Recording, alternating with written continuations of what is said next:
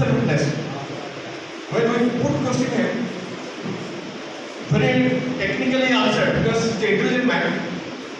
IS officer, he's an intelligent man and knows the subject very well. When we pose a question, to get an answer from him, because it was difficult for us in continue for 2 days to get an answer. Then Justice Mahapatra asked us, why are you troubling the government witness? If you have intelligent record, unless why should you put this question to the government officials? Because if something on record, there is no need of posing some question to him and get some answer which will go against him. Then on that day we decided, no, we will not put any further question. Whatever records are available on that we will apply. Then we close the first exam. So these are the cases where you have to take a decision at one of the moment whether you ask the question further or not. That is skill of a lawyer when he goes and cross examination of witness. It is not that he goes and puts a question, getting answer, the paradox of relevance to the case itself. Now the question is that entered we are saying it requires this labor money. That labor is very, very essential to prepare a case. Not only the facts, but also the law and also the provisions of statutes applicable, so that at least you can have a strong answer that can be different from the witness, and that will make the case more stronger. So now, what I am trying to say is that whatever you have in your mind, don't think that is the gospel, because once exam teaching is over, you know the trend. Once you know the trend, then accordingly you have to prepare.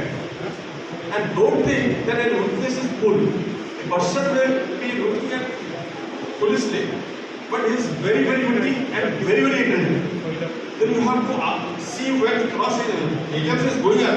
You have to look at the development consequences, and you have to also assess how he is to react to your question. Once he started, then I can understand that there are two ways of cross examination. One is hardening, and another is smiling. If you by smiling get some answers, yes, right. By smiling you get some answer, then after that you have to elicit the answer from the mouth of the witness himself. That is the crux of the matter you have to do. So these are the skills which is required to be adopted by counsel in the court profession. It cannot be taught. And counsel must be very, very witty, and he must possess his own knowledge about the subject when he put the question. Suppose a doctrine of that. I have seen that in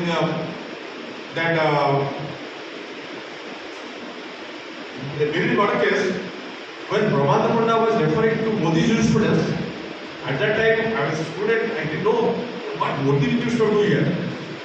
Though I have had the subject, then next day when I came to college, first went to library.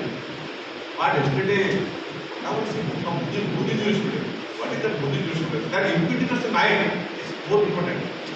When I got the library book from the librarian and see, oh, this is if this type of need to be given, this type of injury language, this type of injury was passed, then how the injury has been examined by the medical examination, that is to mention. Also, what size of the injury is there, that is to mention. How many stitches have been done, that also been taken into consideration. So these are the different factors Modi jurisprudence this fact will come out.